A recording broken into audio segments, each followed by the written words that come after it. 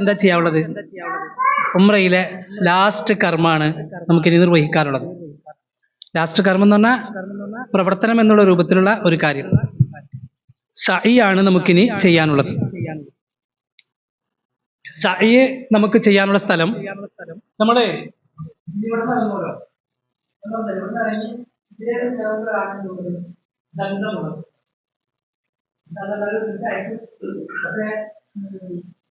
അറിയാലോ, നമ്മുടെ ഇത്രയും ആളുകൾക്കിടയിൽ ചിലപ്പോ അങ്ങോട്ടും ഇങ്ങോട്ടും മാറിപ്പോകാനൊക്കെ സാധ്യതയുണ്ട്.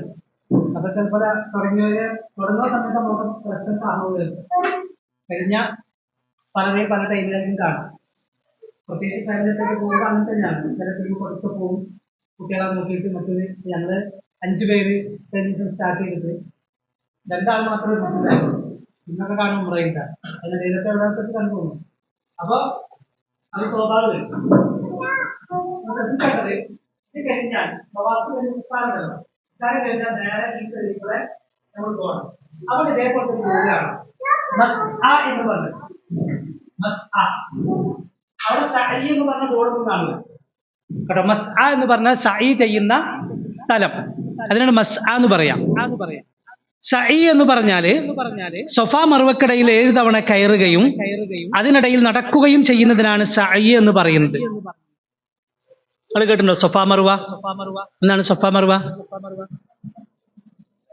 ഏതാണ്? അപ്പോഴേക്ക് ഹാജറ ബീവി മനസ്സിലേക്ക് വരും അല്ലേ? അത് വരണം. ഹാജറ ബീവി റളിയല്ലാഹു അൻഹ ഇസ്മായിൽ നബി അലൈഹിസ്സലാത്തു വസ്സലാമിന് വേണ്ടി വെള്ളത്തിന് വേണ്ടി കരഞ്ഞപ്പോ വെള്ളം അന്വേഷിച്ച് ഓടിക്കയറിയ 2 മലകളുടെ പേരാണെന്ത്? ഒന്ന് സൊഫയും മറ്റൊന്ന് മർവയും.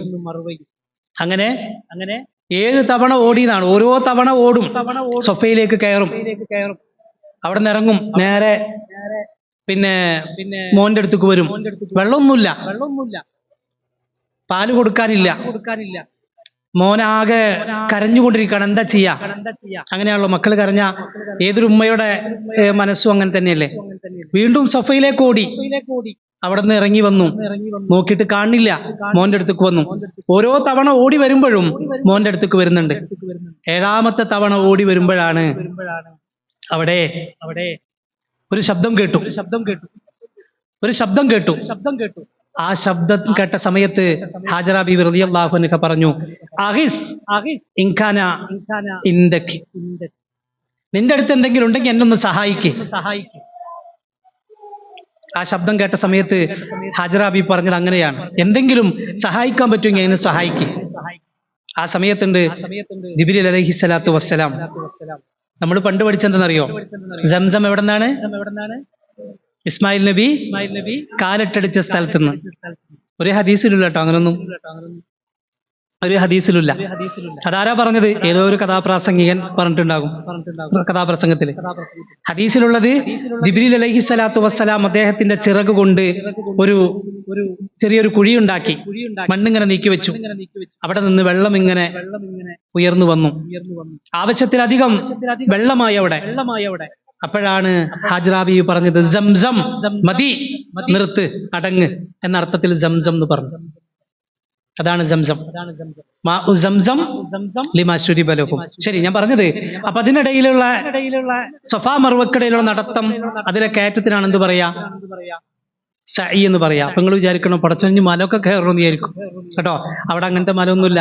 അവിടെ ഒക്കെ എല്ലാം സൗകര്യത്തിന് വേണ്ടി ഇടിച്ച് നിരപ്പാക്കി, ground floor, first, second, third, ഇങ്ങനെ ഓരോ ഫ്ലോറുകളുണ്ട് സഅയ് ചെയ്യാൻ വേണ്ടിയിട്ട്.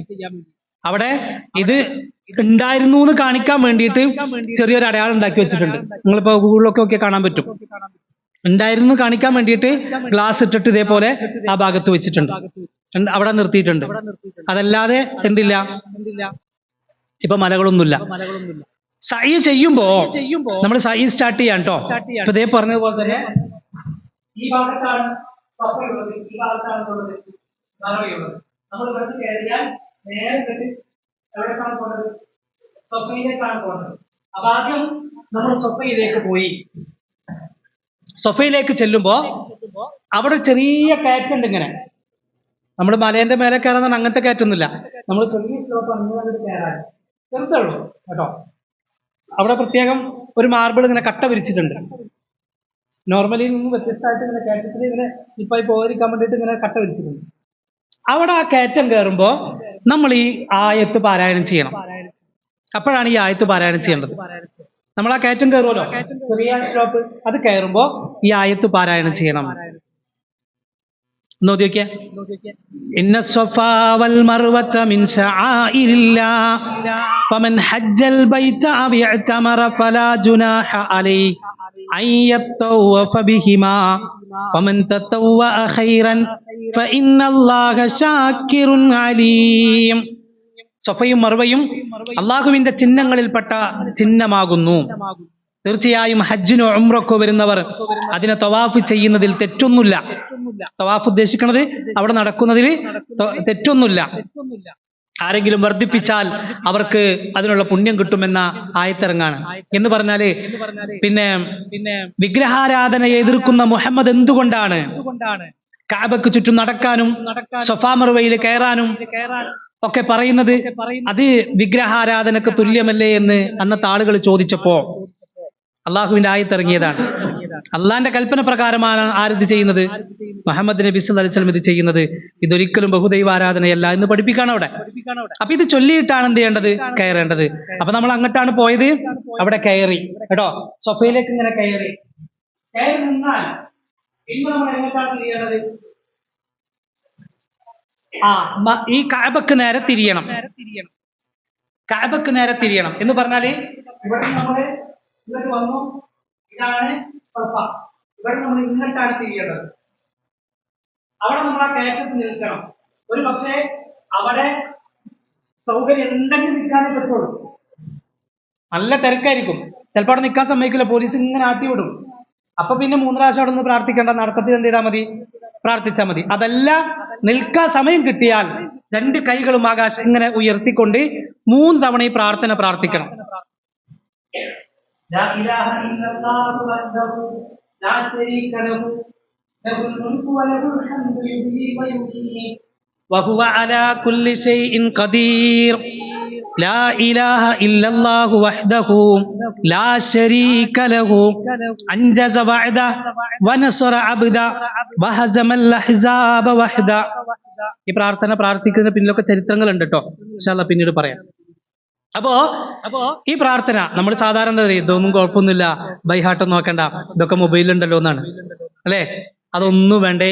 നിങ്ങൾ ആലോചിക്കുക, നിസ്കരിക്കാൻ നോക്കുമ്പോൾ നമ്മളിങ്ങനെ മൊബൈൽ നോക്കിയിട്ട് ഖുർആനൊക്കെ ഓതാ, കുഴപ്പമൊന്നുമില്ല. പക്ഷെ അങ്ങനെ ഓതുന്നതാണോ ബൈഹാട്ടുള്ളത് ഓതി നിസ്കരിക്കലാണോ കുറച്ചുകൂടെ റാഹത്ത് നമുക്ക്? അല്ലേ? അതുപോലെ നോക്കി പ്രാർത്ഥിക്കലല്ല നമുക്ക് വേണ്ടത്.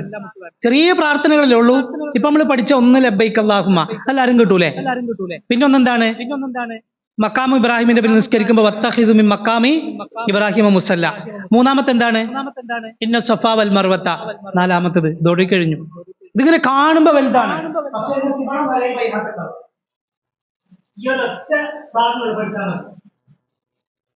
മനസ്സിലായോ? ലാ ഇലാഹ ഇല്ലല്ലാഹു വഹ്ദഹു ലാ ശരീക ലഹു ലഹുൽ മുൽക്കു വലഹുൽ ഹംദ് യുഹ്യീ വയുമീത് വഹുവ അലാ കുല്ലി ഷൈഇൻ ഖദീർ. അവിടെ എല്ലാവർക്കും കിട്ടൂലേ? നിങ്ങളെന്താ മിണ്ടായിരിക്കണേ? കിട്ടും. എല്ലാ നിസ്കാരത്തിന് ശേഷവും ദുആ ചെയ്യേണ്ടതാണിത്. 33 പ്രാവശ്യം സുബ്ഹാനല്ലയും 33 പ്രാവശ്യം അൽഹംദുലില്ലയും 33 പ്രാവശ്യം അല്ലാഹു അക്ബറും പറഞ്ഞിട്ട് പറയേണ്ട പ്രാർത്ഥനയാണിത്. ഇത് പറഞ്ഞുകൊണ്ടാണ് 100 തേക്കേണ്ടത് കേട്ടോ. അപ്പോ നമ്മൾ എന്ത് ചെയ്യണം? ഈ പ്രാർത്ഥന പ്രാർത്ഥിക്കണം.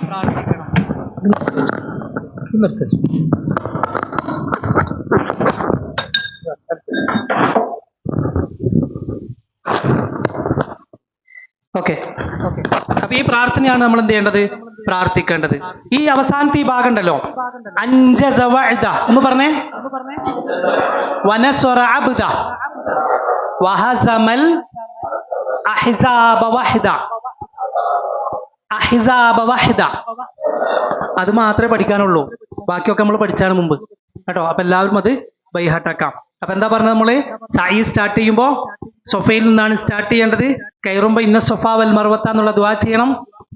പിന്നെ കഅബക്ക് നേരെ തിരിഞ്ഞു നിൽക്കണം. 3 തവണ ഈ പ്രാർത്ഥന പ്രാർത്ഥിക്കണം. ഈ 3 തവണ പ്രാർത്ഥന പ്രാർത്ഥിക്കുമ്പോൾ ആദ്യ തവണ പ്രാർത്ഥിച്ചു കഴിഞ്ഞു. അൻജസ വഅദ വനസറ അബ്ദ വഹസമൽ അഹ്സാബ വഹദ. അത് കഴിഞ്ഞിട്ട് കുറച്ചു നേരം നമ്മുടേതായ കാര്യങ്ങൾ അല്ലാഹുവോട് പ്രാർത്ഥിക്കുക. എന്നിട്ട് ഒന്നും കൂടി ഈ പ്രാർത്ഥന പ്രാർത്ഥിക്കുക. അത് കഴിഞ്ഞിട്ട് വീണ്ടും നമ്മുടേതായ ആവശ്യങ്ങളൊക്കെ അല്ലാഹുവോട് ചോദിക്കുക. അത് കഴിഞ്ഞിട്ട് ഒന്നുകൂടെ എന്ത് ചെയ്യാം, ഈ പ്രാർത്ഥന പ്രാർത്ഥിക്കുക. എന്നിട്ട് അവിടെ നിന്ന് ഇങ്ങോട്ട് ഇറങ്ങുക. മനസ്സിലായോ? ഈ പ്രാർത്ഥന 3 പ്രാവശ്യം പ്രാർത്ഥിക്കണം. അതിനിടയിൽ നമുക്ക് എന്ത് ചെയ്യാം, നമ്മുടേതായ ആവശ്യങ്ങൾ അള്ളാഹുവോട് പ്രാർത്ഥിക്കാം. ക്ലിയർ അല്ലേ? നമ്മളപ്പോ അവിടെ നിന്ന് ഇറങ്ങാണ്. അവിടെ നിൽക്കാൻ സൗകര്യം ഇല്ലെങ്കിൽ ഇതുപോലെ നടക്കൂല. നമുക്ക് അതിങ്ങനെ റൗണ്ട് ചെയ്യുന്ന സമയത്ത് ചൊല്ലിക്കൊണ്ട് എന്ത് ചെയ്യാം, നമുക്ക് ചെറിയൊരു ഗ്യാപ്പ് കിട്ടിയാൽ നോക്കാം അവിടെ നിൽക്കാൻ കേട്ടോ. അവിടെ പോലീസുകാർ ചിലപ്പോൾ സമ്മതിക്കൂല, നമ്മൾ അവിടെ നിന്ന് ഓടിക്കും. കാരണം അവിടെ നിന്ന് കഴിഞ്ഞാൽ ബ്ലോക്ക് ആവാതിരിക്കാനേ, ആളുകൾ ഇങ്ങനെ വന്നുകൊണ്ടിരിക്കല്ലേ. അവിടെ കുറച്ച് പണി നടക്കുന്നുണ്ട് ഇപ്പോൾ, അതുകൊണ്ട് കുറച്ചുകൂടെ ഒരു തിരക്കാണ്. പോകുന്നത് പിന്നെ എവിടേക്കാണ് നമ്മൾ പോകുന്നത്? മർവയിലേക്കാണ്. മർവയിലേക്ക് പോകുമ്പോൾ ശ്രദ്ധിക്കേണ്ടത്, അവിടെ ഇതേപോലെ ഒരു ഗ്രീൻ ലൈറ്റ് കാണും. നിങ്ങളെ മനസ്സിലുണ്ടായാൽ മതി. അതൊക്കെ ബാക്കി ഓട്ടോമാറ്റിക്കലി അവിടെ ചെല്ലുമ്പോൾ ആളുകൾ ചെയ്യുന്ന മനസ്സിലേക്ക് വരും കേട്ടോ. പ്രാർത്ഥനകളൊക്കെ ഇങ്ങനെ പഠിച്ചാൽ മതി, ബാക്കിയൊക്കെ ഇങ്ങനെ ഇങ്ങോട്ട് ആയിക്കോളും. പേടിക്കൊന്നും വേണ്ടാരും. ഒരാൾ വിട്ടുപോയി അങ്ങോട്ട് കൊണ്ട് പോയി, അയ്യോ അമീറെ കാണില്ലല്ലോ, എപ്പോഴും എന്ത് ചെയ്യും? അങ്ങനൊന്നുമില്ല. നിങ്ങളത് ഉമ്ര കഴിഞ്ഞ അവസാനം റൂമിൽ വെച്ച് നമ്മൾ പരസ്പരം കാണുള്ളൂ ചിലപ്പോൾ. അപ്പോ ആ പോകുന്ന ഒരു ഭാഗത്തേക്ക് സൊഫയിലേക്ക് പോയി അടുത്ത ഭാഗത്തു കൂടാണ് മർവയിലേക്ക് പോകാം കേട്ടോ. ആ മർവയിലേക്ക് പോകുന്ന വഴിയിൽ എന്തുണ്ട്? ഇതേപോലെ ഒരു ഗ്രീൻ ലൈറ്റ് കാണാൻ നിങ്ങൾക്ക്. ഈ ഗ്രീൻ ലൈറ്റ് എത്തുമ്പോ അവിടെ എന്ത് ചെയ്യണം? പുരുഷന്മാർ ഒരല്പം സ്പീഡിൽ എന്ത് ചെയ്യണം? കണ്ടോ, കുറച്ച് സ്പീഡ്. നേരത്തെ മുമ്പ് പറഞ്ഞ തവാഫിനിടയിൽ പറഞ്ഞില്ല നമ്മള്, കുറച്ച് ആദ്യത്തെ 3 റൗണ്ട് ഓടണമെന്ന്. ഇവിടെ എന്ത് ചെയ്യണം? ഇവിടെ നമുക്ക് ഓടാൻ പറ്റും. മനസ്സിലായോ? ഫാമിലി ഉള്ളവരും അല്ലാത്തവരും ഒക്കെ എന്ത് ചെയ്യുക, പുരുഷന്മാര് ആൺകുട്ടികളൊക്കെ എന്ത് ചെയ്യണം? ആ ഗ്രീൻ ലൈറ്റ് സ്റ്റാർട്ട് ചെയ്യണ മുതൽ അത് അവസാനിക്കുന്ന കുറച്ചൊരു സ്പീഡിൽ ഇങ്ങനെ ഓടിയാൽ മതി. എന്നിട്ട് നല്ല സ്പീഡൊന്നും ഓടരുത് കേട്ടോ, ചെറിയ സ്പീഡിൽ കുറച്ചൊരു സ്പീഡിൽ അവിടെ ഓടാ. ബാക്കി സ്ത്രീകൾ അവിടെ എത്തിയിട്ട് ബാക്കി അങ്ങോട്ട് കണ്ടിന്യൂ ചെയ്യാം. മനസ്സിലായോ? അപ്പൊ ആണുങ്ങൾ കുറച്ച് സ്പീഡിൽ ഓടി അടുത്ത് നിൽക്കാം, പെണ്ണുങ്ങൾ ബാക്കിൽ കൂടെ വന്ന് അവർ വന്നതിന് ശേഷം ബാക്കി പോകാം. അപ്പൊ സൊഫയിൽ നിന്ന് ഇറങ്ങി ഗ്രീൻ ലൈറ്റ് കാണുന്ന ഭാഗത്ത് പുരുഷന്മാർ അല്പം സ്പീഡിൽ ഓടി. ശരിക്കും ഓടിയതാരാ? ഓടാൻ പറഞ്ഞത് ആരോടാ? കണ്ടോ, സ്ത്രീകളോട് ഓടാൻ പറഞ്ഞ എപ്പോഴും ഒരു പക്ഷെ അവർക്ക് സാധിച്ചു കൊള്ളണമെന്നില്ല. ഗർഭിണികളായ സ്ത്രീകൾ വന്നിട്ട് ഓടാൻ പറഞ്ഞാലേ അവർക്ക് സാധിക്കോ? അള്ളാഹുവിന്റെ ഒരു ഇടപെടൽ നോക്കുങ്ങൾ അല്ലേ, സുബ്ഹാനല്ലാഹ്. അപ്പം അവിടെ നമ്മൾ നേരെ പോണ എവിടേക്ക്? മർവയിലേക്കാണ്. മർവയിലേക്ക് ചെന്നാൽ, മർവ എന്ന് പറഞ്ഞാൽ അങ്ങനെ തന്നെ ചെറിയൊരു സ്ലോപ്പ്. ഇതാണ് ഇപ്പൊ മർവയിലത്തെ മർവ എന്ന് പറഞ്ഞ പർവ്വതം. ഒരു പേരിന് നമുക്ക് അങ്ങനെ കാണിച്ചു തരണം, അവിടെ ഉണ്ടായിരുന്നു എന്ന് കാണിക്കാൻ വേണ്ടിയിട്ട് കേട്ടോ. അപ്പോ അവിടെ ഗ്ലാസ് ഇട്ട് വെച്ച് അങ്ങോട്ട് ചിലപ്പോ നമുക്ക് കയറാൻ പറ്റൂല, ചിലപ്പോ ഒക്കെ കയറുന്നുണ്ട് ആളുകൾ. അപ്പൊ അതേപോലെ തന്നെ ആ സ്ലോപ്പിലേക്ക് നമ്മൾ കയറുമ്പോ നമ്മൾ എന്ത് ചൊല്ലുന്നു? ഇന്ന സഫാ വൽ മർവത മിൻ ശആഇരില്ലാഹ്. അത് പറഞ്ഞിട്ട് ആ പ്രാർത്ഥന ചൊല്ലി ഒരു പ്രാവശ്യം മതിട്ടോ. ഇത് 3 പ്രാവശ്യം വേണ്ടേ? ഒറ്റ പ്രാവശ്യം അത് ചൊല്ലി കയറുന്നു. ഏത് ഭാഗത്തായിരിക്കും മർവ? സഫ അവിടെയാണ്, മർവ ഇവിടെ ആയിരിക്കും. അപ്പൊ അവിടെ നിന്ന് എങ്ങനെ തിരിയേണ്ടത്? ഇവിടെ നിന്ന് ഇങ്ങനെയാണ് തിരിയേണ്ടത്, കഅബക്ക് നേരെ അല്ലെ. അപ്പൊ ഇങ്ങനെ ഇതിലേ വന്ന് റൗണ്ട് ചെയ്ത് വന്നിട്ട് ഇവിടെ നിൽക്കണം. എന്നിട്ട് ഇങ്ങനെ പ്രാർത്ഥിക്കണം. ഇവിടെ പിന്നെ ഇതിലേ വന്ന് ഈ ഭാഗത്ത് നിന്നിട്ട് ഇങ്ങോട്ടാണ് നമ്മൾ എന്ത് ചെയ്യേണ്ടത്? പ്രാർത്ഥിക്കേണ്ടത്.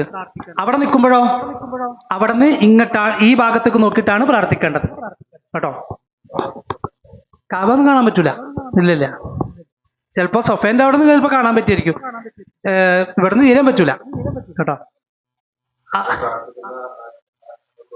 ആ ഡയറക്ഷൻ ഇപ്പൊ നമ്മള് കിബില തിരിഞ്ഞ് നിസ്കരിക്കണ്ടല്ലോ, അതുപോലെ തന്നെ കേട്ടോ അവിടേക്ക് തിരിഞ്ഞ് പ്രാർത്ഥിക്കുക. അവിടെയും ഈ പ്രാർത്ഥന 3 പ്രാവശ്യം എന്ത് ചെയ്യണം? കഅബയിലേക്ക് തിരിഞ്ഞുകൊണ്ട് ഈ പ്രാർത്ഥന 3 പ്രാവശ്യം പ്രാർത്ഥിക്കണം. മനസ്സിലായോ? അപ്പോ സൊഫയിൽ എന്താണോ ചെയ്തത് അത് തന്നെയാണ് എന്ത് ചെയ്യേണ്ടത്? മർവയിലും ചെയ്യേണ്ടത്. അവിടെ നിന്ന് മർവയിൽ നിന്ന് ഇറങ്ങി വീണ്ടും നമ്മൾ പോവാണ് ഇവിടേക്ക്. ഇപ്പൊ ഒന്ന് പൂർത്തിയായി സായി. അവിടെ നിന്ന് നമ്മൾ സൊഫയിലേക്ക് പോകാണ്. പോകുന്ന വഴിയിൽ ഗ്രീൻ ലൈറ്റ് കാണും, അവിടെ പുരുഷന്മാരൊന്ന് ഓടണം. അവിടെ കയറുമ്പോ ഇന്ന സൊഫ ചെല്ലണം. അവിടെ കയറുന്ന ശേഷം പ്രാർത്ഥിക്കണം 3 പ്രാവശ്യം. അത് കഴിഞ്ഞ് വീണ്ടും ഇറങ്ങണം. ഗ്രീൻ ലൈറ്റ് അപ്പൊ എത്രയായി? 2. അവിടെ നിന്ന് വീണ്ടും മർവയിലേക്ക് വന്നു. മർവയിലേക്ക് എത്തുമ്പോ എത്രയായി? അപ്പൊ സൊഫയിൽ നിന്ന് മർവയിലേക്ക് ഒന്ന് വന്ന് വീണ്ടും സൊഫയിലേക്ക് പോയി, അങ്ങനെ പോയി വന്ന് എവിടെ അവസാനിക്കും? മർവയിൽ അവസാനിക്കും. തവാഫ് എവിടെ നിന്നാണോ സ്റ്റാർട്ട് ചെയ്തത് അവിടെ വരുമ്പോഴേ ഒന്നാവുള്ളൂ. സഅയ് അങ്ങനല്ല. സഅയ് സൊഫയിൽ നിന്ന് മർവയിലേക്ക് 1, മർവയിൽ നിന്ന് സൊഫയിലേക്ക് 2, വീണ്ടും 3, 4, 5, 6, 7 തവണ പൂർത്തിയാകുമ്പോഴും ഈ പ്രാർത്ഥന 3 പ്രാവശ്യം എന്ത് ചെയ്യണം? പ്രാർത്ഥിക്കണം കേട്ടോ. അതോടുകൂടി സഅയ് പൂർത്തിയായി. സഅയിൽ ഓക്കെ അല്ലേ? ശ്രദ്ധിക്കേണ്ട ചില കാര്യങ്ങള്. സൊഫയിൽ നിന്നാണ് ആരംഭിക്കേണ്ടത്. അതേപോലെ തന്നെ സൊഫയിലും മർവയിലും കയറുമ്പോൾ ആയത്ത് ചൊല്ലണം. ഞാൻ പറഞ്ഞ കാര്യങ്ങളൊന്നും കൂടെ റിപ്പീറ്റ് ചെയ്യാം കേട്ടോ. കാബയിലേക്ക് തിരിഞ്ഞു നിന്ന് കൈ ഉയർത്തി 3 പ്രാവശ്യം പ്രാർത്ഥിക്കണം. അതേപോലെ തന്നെ 7 പ്രാവശ്യം നടക്കണം. 7 പ്രാവശ്യേ അങ്ങോട്ട് വേണ്ടും. പച്ച ലൈറ്റ് കാണുമ്പോൾ പുരുഷന്മാർ ഓടുക, സ്ത്രീ നടക്കുക. നടത്തത്തിനിടയിൽ പ്രത്യേക പ്രാർത്ഥനകളൊന്നുമില്ല. ഇപ്പൊ കഴിഞ്ഞ ദിവസം ഞാനൊരു ഉംറയുടെ ബുക്ക് കണ്ടു. 1ാമത്തെ തവാഫിൽ ഒരു പ്രാർത്ഥന, 2ാമത്തെ തവാഫിൽ ഒരു പ്രാർത്ഥന, അതേപോലെ തന്നെ 1ാമത്തെ സഅയിൽ, 2ാമത്തെ സഅയിൽ, അങ്ങനത്തെ ഒരു പ്രാർത്ഥന ഹദീസിലൊന്നുമില്ല കേട്ടോ. അതേപോലെ തന്നെ നേരത്തെ നമ്മൾ പറഞ്ഞില്ലേ, ഈ സംസമിന്റെ പിന്നിലും കഅബന്റെ പിന്നിലും ഈ സഅയിന്റെ പിന്നിലൊക്കെ ഒരു കുടുംബമുണ്ട്. ഏത് കുടുംബാണ്? ഇബ്രാഹിമി കുടുംബം. നമ്മുടെ മനസ്സിലേക്ക് വരുന്നതൊക്കെ കേട്ടോ. അങ്ങനെയൊക്കെ വരുമ്പോ കുറച്ചുകൂടെ എന്ത് ചെയ്യും? ഒരു ഇഖ്ലാസോട് കൂടി നമുക്ക് ചെയ്യാൻ കഴിയും. വുളു നിർബന്ധമില്ല സഅയിന് വുളു നിർബന്ധമില്ല എന്ന് പറഞ്ഞാൽ തവാഫിന് വുളു നഷ്ടപ്പെട്ട വുളു എടുക്കാൻ പോയല്ലോ. ഇതിനെന്തില്ല? നിർബന്ധമില്ല. സഅയിന്റെ വിഷയത്തിലും എണ്ണത്തിൽ സംശയം വന്നാൽ കുറഞ്ഞതെടുത്ത് ബാക്കി എന്ത് ചെയ്യണം? പൂർത്തിയാക്കണം കേട്ടോ. അവിടെയും ജമാഅത്ത് നിസ്കാരം വന്നാലോ സൊഫ് കിട്ടും. ആ സൊഫിൽ നിന്നിട്ട് നിസ്കരിക്കണം. ഇതാണ് സഅയ് എന്ന് പറഞ്ഞാൽ. ഇതോടുകൂടി സഅയും പൂർത്തിയായി. ക്ലിയർ ആണോ? ഓക്കെ ആണോ? ഓക്കെ. ഇനി നമുക്ക് ചെയ്യാനുള്ള ഒരൊറ്റ കാര്യമുള്ളൂ. അപ്പൊ നമ്മൾ സഅയ് ഇവിടെ ആണല്ലോ പൂർത്തിയായത്. ഇനി നമ്മൾ പുറത്തേക്ക് ഇറങ്ങേണ്ടത്, അവിടെ തന്നെ പുറത്തേക്ക് ഒരു ഡോറുണ്ട്. സഅയ് ചെയ്യുന്ന മർവേന്റെ ഭാഗം ഉണ്ടല്ലോ, മർവയിൽ നിന്ന് പുറത്തേക്ക് ഇറങ്ങാൻ, പിന്നെ ഇങ്ങോട്ട് വരണ്ട. നമ്മള് മർവയിൽ നിന്ന് പുറത്തേക്ക് ഇറങ്ങാൻ ഒരു ഡോറുണ്ട്. ആ ഡോറിലൂടെ നമ്മൾ പുറത്തേക്ക് ഇറങ്ങിയാൽ പിന്നെ നമുക്ക് വേണമെങ്കിൽ അവിടെ ടോയ്ലറ്റ് കാര്യങ്ങള്, സ്ത്രീകൾക്ക് പുരുഷന്മാർക്കൊക്കെ സൗകര്യമുണ്ട്. അതൊക്കെ പോയതിന് ശേഷം അവിടെ വേണമെങ്കിൽ പോകാം. അതല്ലെങ്കിൽ തിരിച്ചിട്ട് എന്ത് ചെയ്യണം? അപ്പൊ നമ്മളെ റൂമുള്ളത് ഈ കാബാന്റെ ഈ സൈഡിലാണുള്ളത്, ഈ ഭാഗത്ത്. അപ്പോ നമ്മൾ ശ്രദ്ധിക്കേണ്ടത്, മർവയിൽ നിന്ന് ഇറങ്ങിക്കഴിഞ്ഞാൽ വലതു ഭാഗത്തും തിരിഞ്ഞു വരണം. പള്ളിന്റെ നമ്മുടെ ഈ റൈറ്റ് സൈഡ് പള്ളിയാക്കിയിട്ട് ഈ ഹറമുണ്ടല്ലോ അതാക്കിയിട്ട് ഈ പള്ളിയോട് ചേർന്നിട്ട് ഇങ്ങനെ വന്ന് ഇതിന്റെ ഫ്രണ്ടിലേക്ക് എത്തണം. ക്ലോക്ക് ടവറിന്റെ ഭാഗത്തേക്ക് എത്തണം. മനസ്സിലായോ? എവിടെ നോക്കിയാലും ക്ലോക്ക് ടവർ കാണുകൊണ്ട് നമ്മൾ വിചാരിക്കും ക്ലോക്ക് ടവറിന് താഴെ നമ്മൾ നിൽക്കുന്നത്. അങ്ങനല്ല. ക്ലോക്ക് ടവർ എവിടെയാണോ അതിന്റെ മുന്നിൽ. ഇപ്പോ നമ്മൾ എപ്പോഴും ഓർത്ത് വെക്കേണ്ടത് 3ാമത്തെ നമ്പർ ബാത്റൂം നമ്പർ 3. അവിടെയാണ് നമ്മൾ സാധാരണ പറയാറ്. എന്തെങ്കിലും ഒരാൾ അങ്ങോട്ട് മിസ്സായാൽ വന്ന് നിൽക്കാൻ പറയാം. അവിടെയാണ്. അവിടെ പെട്ടെന്ന് കാണാൻ കഴിയും. ആ വലിയ ബോർഡ് ഉണ്ടാവും 3ാം നമ്പർ എന്നുണ്ട്. അപ്പൊ അതിന്റെ അവിടെ നിന്ന് ലെഫ്റ്റ് എടുത്ത് പോകുമ്പോഴാണ് നമ്മുടെ റൂം ഉള്ളത്. അതുകൊണ്ട് എളുപ്പമാണ്. അപ്പൊ നിങ്ങൾ അവിടെ നിന്നൊക്കെ തിരിഞ്ഞാലും ആരെങ്കിലും അങ്ങോട്ടും അറിഞ്ഞില്ലെങ്കിൽ പോലീസുകാരനോട് ചോദിച്ചാൽ 3ാം നമ്പർ ബാത്റൂം അവിടെ നിന്ന് ചോദിച്ചാൽ അവിടെ എത്തിപ്പെട്ടാൽ നമുക്ക് എന്ത് ചെയ്യാൻ പറ്റും? അവിടെ നിന്ന് നമുക്ക് ഇങ്ങനെ അങ്ങോട്ട് പോകാനുള്ള വഴി കാണും. ശരി. പോകുന്ന വഴിയിൽ ഉംറ കഴിഞ്ഞിട്ടില്ല കേട്ടോ. ഒരു കാര്യം കൂടി ഉണ്ട്. എന്തായിരിക്കും? മുടി കളയണം. പോകുന്ന വഴിയിൽ മുടി കളയണം. മനസ്സിലായോ? പുരുഷന്മാർക്ക് പോകുന്ന വഴി തന്നെ കുറെ ബാർബർ ഷോപ്പുകളൊക്കെ ഉണ്ട്. അവിടെ നിന്ന് എന്ത് ചെയ്യാം? അപ്പൊ നിങ്ങൾ എന്ത് ചെയ്യണം? ഉംറക്ക് വരുമ്പോ തന്നെ ഒരു 5 റിയാലിനും അല്ലെ 5ഉം 8ഉം 10ഒക്കെ ചോദിക്കുന്നവരുണ്ട്. ഒരു 10 റിയാൽ കൈ വെച്ചോ അല്ലെ. ഞാൻ അവിടെ പോയി തർക്കിക്കാത്തിട്ടുണ്ടല്ലോ. അപ്പൊ ഒരു 10 റിയാൽ, ഇവിടുത്തെ 10 റിയാലല്ല കേട്ടോ, സൗദി 10 റിയാല്. അത് നിങ്ങളെ ബെൽറ്റിലോ ബാഗിലോ നിങ്ങൾ വെച്ചോ. അപ്പൊ പോകുന്ന വഴിയിൽ എന്തുണ്ട്? ബാർബർ ഷോപ്പ് ഉണ്ട്. അവിടെ കയറി പുരുഷന്മാർ മുടി എടുക്കണം. സ്ത്രീകള് നിങ്ങളെ ഒരു കത്രിക നിങ്ങൾ വെച്ചാൽ മതി. ചെറിയ കത്രിക നിങ്ങളെ റൂമിൽ പോയതിനു ശേഷം ഒന്നുകിൽ നിങ്ങൾ തന്നെ ഇങ്ങനെ എടുത്തിട്ട് ഒരു വിരലിന്റെ വലുപ്പത്തിൽ വെട്ടിക്കളയാ, അല്ലെങ്കിൽ കൂടെ ആരാണോ അവരോട് വെട്ടിത്തരാൻ പറയാം. അത്രയും മതി. നിങ്ങൾ മുടി വടിക്കാൻ നിൽക്കണ്ട. നിങ്ങൾ ആ മുടിയുടെ അറ്റത്തുനിന്ന് ലേശം ഒന്ന് വെട്ടിക്കളയാ. ആ പുരുഷന്മാരെന്ത് ചെയ്യണം? മുടി വടിക്കണം. അള്ളാഹുവിന്റെ പ്രവാചകൻ സല്ലല്ലാഹു അലൈഹി വസല്ലം പറഞ്ഞ ഒരു ഹദീസാണിത്. വളരെ പെട്ടെന്ന് കഴിയുണ്ട്. നമ്മൾ ചെന്നിരുന്ന് ഒരു 2-3 സെക്കൻഡ് 3 മിനിറ്റ് കൊണ്ട് എന്ത് ചെയ്യും? ഇതൊക്കെ എടുത്തുകൊണ്ട് കഴിയും. അപ്പൊ നമ്മൾ വിചാരിക്കും കുറേ നേരം ഉണ്ടാവില്ല എൻ്റെ മുടിയൊക്കെ. ഒന്നുമില്ല, വളരെ സെക്കൻഡ് കൊണ്ട് അതൊക്കെ അവസാനിപ്പിച്ച് മുടി ഉഷാറാക്കി തരും. ഓക്കെ. അള്ളാഹുവിന്റെ പ്രവാചകൻ സല്ലല്ലാഹു അലൈഹി വസല്ലം സഹാബത്തിനോട് പറയാണ്, റഹിമല്ലാഹുൽ മുഹല്ലിഖീൻ.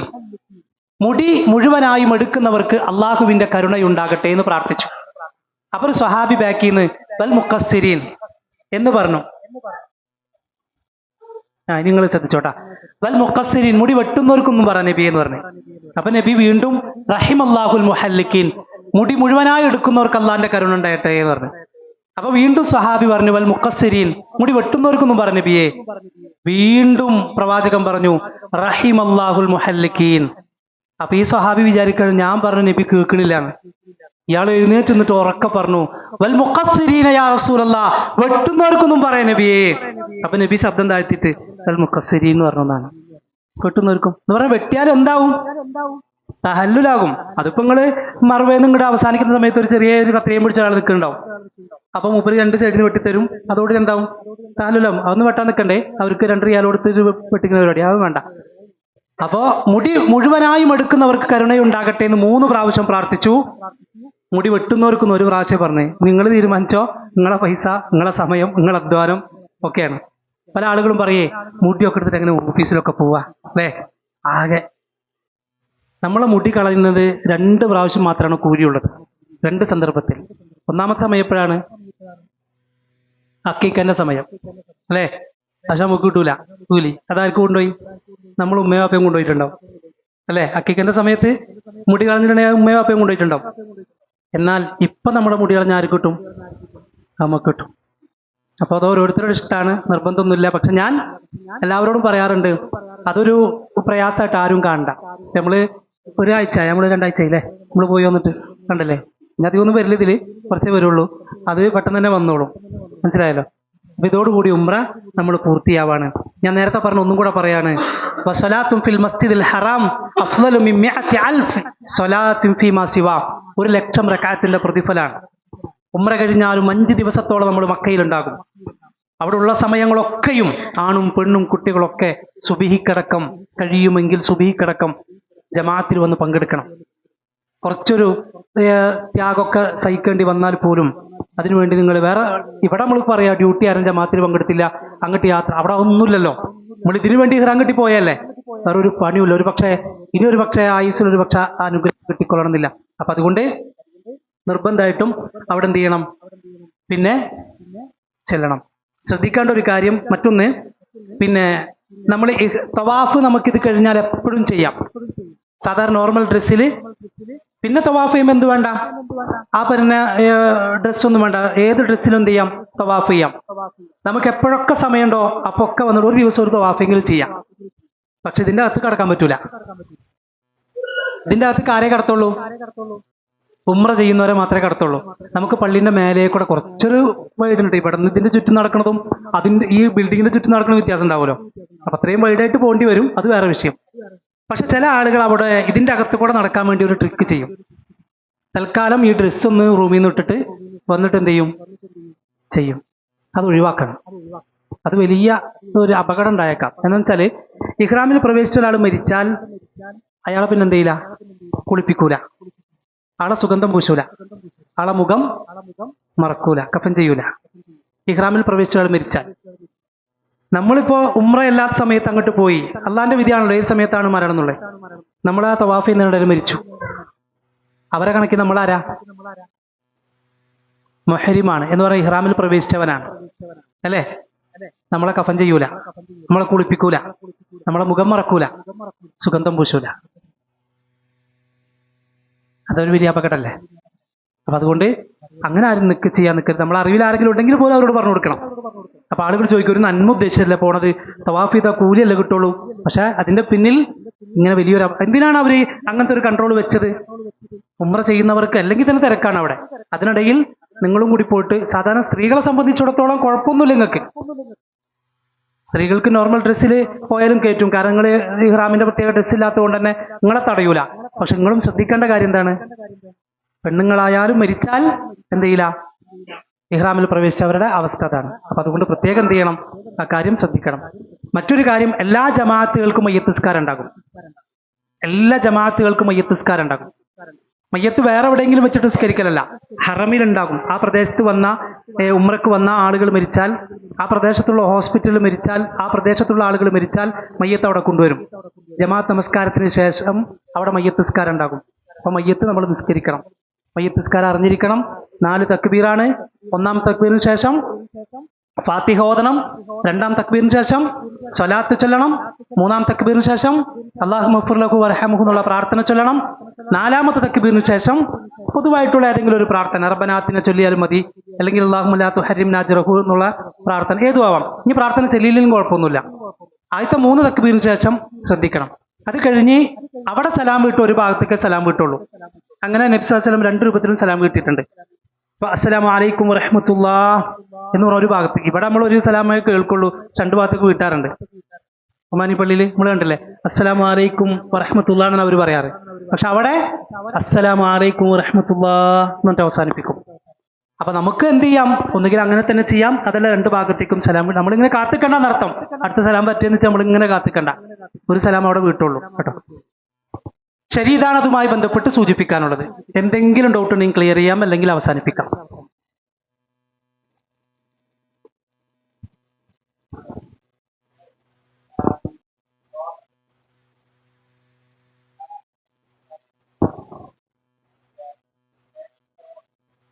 ബാക്കി പൂർത്തിയാക്കിയാൽ മതി. അതെ, ഇല്ല ഇല്ല ഇല്ല ഇല്ല, വേണ്ട വേണ്ട. വുളു നഷ്ടപ്പെട്ടാൽ മാത്രമാണ് തവാഫിനിടയിൽ എന്ത് ചെയ്യേണ്ടത്, 2ാമത് ഹജറുൽ അസ്വദ് അടുത്ത് വരേണ്ടത്. നിസ്കാരത്തിനിടയിൽ സൊഫ് കെട്ടിയത് ഏത് ഭാഗത്താണോ അവിടുന്ന് ബാക്കി പൂർത്തിയാക്കിയാൽ മതി കേട്ടോ. ഇനിയിപ്പോ തവാഫിനിടയിൽ നമുക്ക് ഭയങ്കര കാല് വേദനിച്ചു, കുറച്ചേരി ഇരിക്കാം, കുഴപ്പമൊന്നുമില്ല. സഈനിടയിൽ കാല് വേദനിച്ചു, കുറച്ചേരി ഇരിക്കാം, റെസ്റ്റ് എടുക്കാം, പതുക്കെ ചെയ്താൽ മതി. അതിനിടെ വെള്ളം കുടിക്കാം. ഇപ്പൊ കുട്ടികളൊക്കെ ആയിട്ട് പോകുമ്പോ ചിലപ്പോ കുട്ടികളൊക്കെ എടുത്ത് തവാഫും സയ്യൊക്കെ ചെയ്യേണ്ടി വരില്ലേ. അപ്പൊ ആ സമയത്ത് നമുക്കും ക്ഷീണാവും. അപ്പൊ നിങ്ങൾ എന്ത് ചെയ്യുക, തവാഫ് കഴിഞ്ഞ് നേരെ കുറച്ചു നേരം പോയിട്ട് അരമണിക്കൂർ റെസ്റ്റ് എടുത്തോ, എന്നിട്ടൊക്കെ ചെയ്താൽ മതി, പതുക്കെ ചെയ്താൽ മതി. പക്ഷെ നമ്മൾ ഈ മുടി കളയുന്നത് വരെ എന്തിലാണ്, ഇഹ്റാമിലാണ്. ഇഹ്റാം നഷ്ടപ്പെടാൻ പാടില്ല, ഇഹ്റാമിൽ നിന്ന് നഷ്ടപ്പെടുന്നൊന്നും ഉണ്ടാവാൻ പാടില്ല.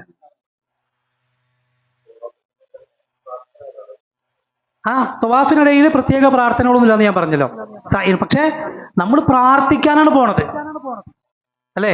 അള്ളാഹിനോട് ആത്മാർത്ഥമായിട്ട് ഒരുപാട് എന്തൊക്കെ പ്രാർത്ഥിക്കാൻ പറ്റുമോ അതൊക്കെ നമുക്ക് ആവശ്യമുള്ളതൊക്കെ ചോദിക്കണം, ദുനിയാവും ലോകവും. റബ്ബനാ ആതിനാ ഫിദ്ദുനിയ ഹസന വഫിൽ ആഖിറതി ഹസനത്ത് എന്നാ പറഞ്ഞത്.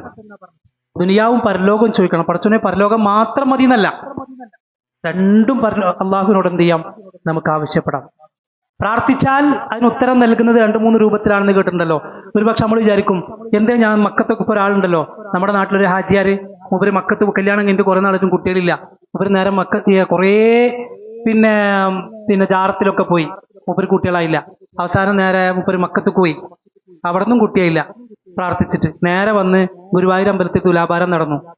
2ാമത്തെ മാസം ഭാര്യ എന്തായി, ഗർഭിണിയായി. മൂപ്പര് പറഞ്ഞു, ഗുരുവായൂർ അമ്പലത്തിൽ തുലാഭാരം നടത്തിക്കൊണ്ടാണ് ഭാര്യ ഗർഭിണിയായത്. എന്നാലോചിക്കെ. അപ്പൊ അതൊന്നുമില്ല, നമ്മൾ വിചാരിക്കുന്നതാണ് പ്രാർത്ഥിച്ച അപ്പൊ തന്നെ കിട്ടുമൊന്നുമില്ല. പ്രാർത്ഥിച്ചാൽ 3 രൂപത്തിലാണ്. ഒന്നുകിൽ അപ്പൊ തന്നെ പടച്ചോൻ എന്ത് ചെയ്യും, തരും. ചില പ്രവാചകന്മാരുടെ ചരിത്രങ്ങൾ എടുക്കും, പ്രാർത്ഥിക്കാണ് അപ്പൊ തന്നെ ഉത്തരം കൊടുക്കാണ്. ചിലതോ കുറെ കഴിഞ്ഞിട്ടേ തരുള്ളൂ, ചിലതിനോ ഇവിടെ വെച്ച് ഉത്തരം തരില്ല, അത് പരലോകത്തേക്ക് മാറ്റിവെക്കും. 4ാമത്തെ രൂപം ചില ഹദീസിൽ കാണാൻ കഴിയും. നമുക്ക് അള്ളാഹു ചില വിധിച്ചിട്ടുണ്ടാകും, ഉദ്ദേശിച്ചിട്ടുണ്ടാകും, ഒരു ചെറിയ പ്രയാസം, ചെറിയ അപകടം. പക്ഷെ പ്രാർത്ഥിച്ചു എന്ന കാരണത്താൽ എന്ത് ചെയ്യും, ആ അപകടത്തെ അള്ളാഹു മാറ്റിക്കളയും. ചിലപ്പോ ചോദിച്ചേ കിട്ടിക്കൊള്ളണമെന്നില്ല, ചോദിച്ചത് കിട്ടിക്കൊള്ളണമെന്നില്ല. പക്ഷെ ചില പ്രയാസങ്ങളും പരീക്ഷണങ്ങളും ഉദ്ദേശിച്ചിട്ടുണ്ടാവുമല്ലോ, അത് മാറ്റി. ഏതുപോലെ വെച്ചാല് നമ്മുടെ വീട്ടില് കുട്ടി കത്തിക്ക് വേണ്ടി കരഞ്ഞു, കുട്ടി കത്തിക്ക് വേണ്ടി കരഞ്ഞു. അവനക്കറിയില്ല അതിന്റെ അപകടം, പക്ഷെ അറിയുന്ന നമ്മൾ എന്ത് ചെയ്തില്ല, കത്തി കൊടുക്കൂല. കൊടുക്കോ, ഇല്ല. അത് കൊടുത്താൽ എന്ത് ചെയ്യും, അവന്റെ കൈമുറിയും നമുക്കറിയാം, അവനക്കറിയില്ല. അപ്പൊ നമ്മൾ ചോദിച്ചൊരു കാര്യം ചിലപ്പോ നമുക്കാണ് അറിയാം, നമ്മൾ വിചാരിക്കുക നല്ലതായിരിക്കും ചോദിക്കണത്, പക്ഷെ അള്ളാഹ്ക്കറിയാം അത് കിട്ടിയാൽ എന്താവും. ചിലപ്പോ ഇപ്പൊ എനിക്ക് പ്രൊമോഷൻ കൊടുത്താൽ 5 നിസ്കരിക്കാൻ പോകുന്നുണ്ട്, അത് ഉണ്ടാവില്ല എന്ന് അള്ളാഹ്ക്കറിയാം, അതുകൊണ്ട് കൊടുക്കൂല. നമ്മളിങ്ങനെ ചോദിക്കണ്ടാവും അല്ലേ. അപ്പൊ അതുണ്ടാവാം. അത് ഒരു അപകടം ഒരു പക്ഷെ എന്ത് ചെയ്യും, അത് മാറാൻ കാരണമായേക്കാം. അള്ളാഹു അനുഗ്രഹിക്കുമാറാകട്ടെ. യാത്ര കഴിഞ്ഞ് നമ്മൾ തിരിച്ചെത്തുമ്പോ നമ്മൾ പ്രാർത്ഥിക്കേണ്ട ഒരു പ്രാർത്ഥനയുണ്ട്. ആയിബൂന തായിബൂന ആബിദൂന ലിറബ്ബിന ഹാമിദൂൻ എന്ന പ്രാർത്ഥന വീട്ടിൽ തിരിച്ചെത്തുമ്പോൾ നമ്മൾ പ്രാർത്ഥിക്കണം. നിങ്ങളോട് പ്രത്യേകമായി എല്ലാവരോടും വസിയത്ത് ചെയ്യാണ്, നിങ്ങളുടെ പ്രാർത്ഥനയിൽ ഈ ഒരു കൂട്ടായ്മയെ കുറിച്ച് നിങ്ങൾക്കറിയാം. നിങ്ങൾ എന്തുകൊണ്ടാണ് ഈ ഒരു കൂട്ടായ്മയിൽ നമ്മുടെ ഇവിടെ വന്നിരിക്കാനും അതേപോലെ തന്നെ ഇങ്ങനത്തെ ഒരു സൗകര്യങ്ങളൊക്കെ ഉണ്ടാവാനുള്ള ഒരു കാരണം എന്നറിയാലോ. അള്ളാഹുവിന്റെ ദീൻ ദഅവത്ത് നടത്തുന്ന ഒരു കൂട്ടായ്മയാണ്. നിങ്ങൾ അറിയാത്തവർക്ക് വേണ്ടി പറയാണ്, എല്ലാ വെള്ളിയാഴ്ചകളും മഗ്രിബ് മുതൽ ഇശാ വരെ ഫാമിലി ക്ലാസ് ഉണ്ട്. എല്ലാ ചൊവ്വാഴ്ചകളിലും 9 മുതൽ 10 വരെ ഖുർആൻ അർത്ഥസഹിതം പഠിപ്പിക്കുന്ന, വേർഡ് ബൈ വേർഡ് അർത്ഥം പഠിപ്പിക്കുന്ന ക്ലാസ് ഉണ്ട് ഇവിടെ. ഇതിന്റെ കീഴിൽ മദ്രസകൾ നടക്കുന്നുണ്ട്. അപ്പോ വ്യത്യസ്ത ഏരിയ ഒമാനിലെ പല ഭാഗങ്ങളിലും ഇതിന് ദഅവത്തുകൾ നടക്കുന്നുണ്ട്. ഈ ദഅവത്ത് അത് മറ്റുള്ളവരിലേക്ക് ഇത് എത്തിക്കുക എന്നുള്ളത് മാത്രമാണ് ഈ കൂട്ടായ്മയുടെ ലക്ഷ്യം. ഇപ്പോ നമ്മൾ ഈ കൂട്ടായ്മക്ക് പോകുമ്പോഴും ഉംറക്ക് പോകുമ്പോഴും ഇസ്ലാഹി സെന്റർ ഉദ്ദേശിക്കുന്നത് നബി സല്ലല്ലാഹു അലൈഹി വസല്ലമയുടെ ചര്യ പിൻപറ്റിക്കൊണ്ട് ഉംറ നിർവഹിപ്പിക്കുക, അതിന് നേതൃത്വം നൽകുക. അപ്പൊ ഇതിന്റെ പിന്നില് പ്രവർത്തിക്കും. നമ്മൾക്ക് ഇങ്ങനെ പോകാൻ കാരണമാകുന്ന ഒരുപാട് ആളുകളുണ്ട്. അവരതിന്റെ പിന്നില് ഇത് അന്വേഷിക്കാൻ പോകുമ്പോൾ നമുക്ക് വേണ്ട വാഹനത്തെ അന്വേഷിക്കാൻ പോകുന്നവര്, നമുക്ക് വേണ്ട റൂമുകൾ അന്വേഷിക്കുന്നവര്, അതുമായി ബന്ധപ്പെട്ട സൗകര്യങ്ങൾ ചെയ്യാൻ വേണ്ടി പരിശ്രമിക്കുന്നവര്, അവരൊക്കെ ഉണ്ട്. അവരുടെ ഡ്യൂട്ടിക്കിടയിലും അതിനുവേണ്ടി അതുമായി ബന്ധപ്പെട്ട ആളുകൾ ഓടി നടക്കുന്നുണ്ട്. നിങ്ങളുടെ പ്രാർത്ഥനയിൽ ഒരൊറ്റ കാര്യം മാത്രമേ വസിയത്തുള്ളൂ. നിങ്ങൾ എന്ത് ചെയ്യണം? അവരെ കൂടെ ഉൾപ്പെടുത്തണം. ഇതിന്റെ നേതൃത്വം നൽകുന്ന ആളുകൾക്ക് ദഅവത്ത് മറ്റുള്ളവരിലേക്ക്, ഒരുപാട് അറിയാത്ത ആളുകളുണ്ട് നമുക്കിടയിൽ. എന്താണ് ഖുർആൻ എന്നറിയാത്തവർ, എന്താണ് ദീൻ എന്നറിയാത്തവർ, പൈസ ഒക്കെ ഉണ്ടായിട്ടും ആരോഗ്യം ഉണ്ടായിട്ടും ഹജ്ജും ഉംറക്കും ഒരു പ്രാധാന്യം നൽകാത്തവർ നമുക്കിടയിലുണ്ട്. അപ്പൊ അവരിലേക്കൊക്കെ ഖുർആന്റെ സന്ദേശം എത്തിക്കാനുള്ള തൗഫീക്ക് നൽകാൻ, അതിന് ആരോഗ്യം നൽകാൻ, അതിന് ഇഖ്ലാസ് ഉണ്ടാകാൻ വേണ്ടി നിങ്ങൾ എന്ത് ചെയ്യണം? ആത്മാർത്ഥമായി നിങ്ങളൊക്കെ പ്രാർത്ഥിക്കണം എന്നുകൂടെ എല്ലാവരോടും വസിയത്ത് ചെയ്യണം. ഒന്നുകൂടെ ഞാൻ പറയുന്നു, യാത്രയുമായി ബന്ധപ്പെട്ട് നിർദ്ദേശങ്ങള് നേരത്തെ പറഞ്ഞതിൽ ഒരു പക്ഷേ ഇതൊക്കെ നമ്മളെ മുന്നിൽ ഒരു ഐഡിയ വെച്ച് അതുമായി ബന്ധപ്പെട്ട തീരുമാനങ്ങൾ അറിയിച്ചതേ ഉള്ളൂ. ഇതൊക്കെ ഒരു പക്ഷെ എന്താവാം, അങ്ങോട്ടും ഇങ്ങോട്ടൊക്കെ യാത്രാ ഷെഡ്യൂളുകൾ മാറിയേക്കാം. നമ്മൾ മനഃപൂർവ്വം ഒന്നും മാറ്റമൊന്നുമില്ല. പക്ഷേ ഒരു പക്ഷെ അങ്ങനെയൊക്കെ വന്നാൽ ഇതിനോട് പരിപൂർണമായിട്ടും നമ്മൾ എന്ത് ചെയ്യണം? A to Z സഹകരിക്കാൻ നമ്മളതിന് തയ്യാറാവണം. എന്ത് ത്യാഗങ്ങളോ പ്രയാസങ്ങളോ വന്നാലും സഹകരിക്കാൻ തയ്യാറാവണം എന്നുകൂടെ ഓർമ്മപ്പെടുത്താണ്. അള്ളാഹു അനുഗ്രഹിക്കുമാറാകട്ടെ.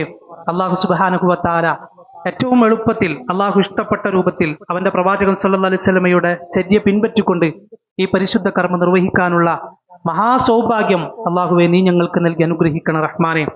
അള്ളാഹുവെ മക്ബൂലും മബ്റൂറുമായ രൂപത്തിൽ ഈ ഉംറ കർമ്മം നിർവഹിച്ച് തിരിച്ചു വരാനുള്ള തൗഫീഖ് നാഥ നീ ഞങ്ങൾക്ക് നൽകണേ റഹ്മാനെ. റഹ്മാനും റഹീമുമായ നാഥ, ഞങ്ങളുടെ യാത്ര നീ എളുപ്പമാക്കി തരണമേ റഹ്മാനെ. അള്ളാഹുവെ യാത്രയിലെ എല്ലാ പ്രയാസങ്ങളും മാറ്റി റബ്ബേ യാത്ര നീ എളുപ്പമാക്കി തരണമേ റഹ്മാനെ.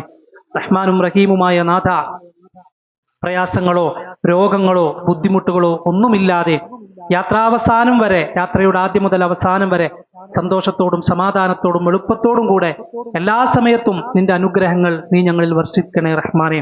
റഹ്മാനും റഹീമുമായ നാഥ, ഞങ്ങളുടെ എല്ലാ തിന്മകളും അറിഞ്ഞു ചെയ്തത്, അറിയാതെ ചെയ്തത്, രഹസ്യമായും പരസ്യമായും ഞങ്ങളുടെ ജീവിതത്തിൽ സംഭവിച്ചത്, ചെറുതും വലുതുമായും സംഭവിച്ചത്, അള്ളാഹുവേ ഈ സദസ്സ് വിട്ടുപിരിയും മുൻപായി ഞങ്ങൾക്കതെല്ലാം നീ വിട്ടുപുറത്തു മാപ്പാക്കി തരണമേ റഹ്മാനെ.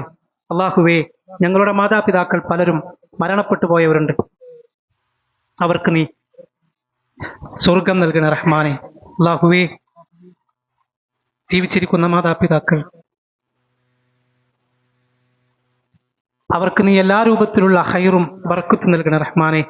അതാ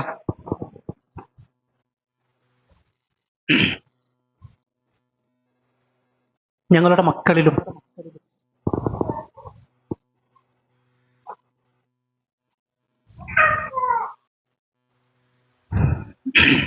ഞങ്ങളുടെ ഇണകളിലും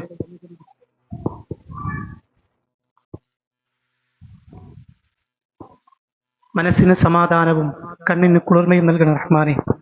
അള്ളാഹുവെ മരണസമയത്ത് ലാ ഇലാഹ ഇല്ലല്ലാഹ് ഉച്ചരിച്ച് മരണപ്പെടുന്നവരിൽ നീ ഞങ്ങളെ ഉൾപ്പെടുത്തണ റഹ്മാനെ. പ്രത്യേകമായി ഞങ്ങൾ ദുആ ചെയ്യുകയാണ്, നിങ്ങളോടും ദുആ ചെയ്യാൻ വേണ്ടി വസിയത്ത് ചെയ്യാണ്. നിങ്ങൾക്കൊക്കെ അറിയാം, ഇതിന് നേതൃത്വം നൽകുന്ന ബഹുമാന്യനായ അഷ്റഫ് ഖാൻ, അദ്ദേഹം നാളെ ഒരു സർജറിക്ക് വിധേയനാവുകയാണ്, ആശുപത്രിയിലാണ്. അദ്ദേഹത്തിന് എല്ലാ രൂപത്തിലും അല്ലാഹുവേ ശിഫ നൽകണ റഹ്മാനെ, ആശ്വാസം നൽകണ റഹ്മാനെ, എളുപ്പം നൽകണ റഹ്മാനെ. ربنا آتنا في الدنيا حسنة وفي الآخرة حسنة وقنا عذاب النار. ربنا هب لنا من أزواجنا وذرياتنا قرة أعين واجعلنا للمتقين إماما. ربنا تقبل منا إنك أنت السميع العليم وتب علينا إنك أنت التواب الرحيم. آمين آمين برحمتك يا أرحم الراحمين. اللهم صل على محمد وعلى آل محمد والحمد لله رب العالمين. سبحانك اللهم وبحمدك أشهد أن لا إله إلا أنت أستغفرك وأتوب إليك. السلام عليكم. ഉജിക്ക പോയോ? ഉജിക്ക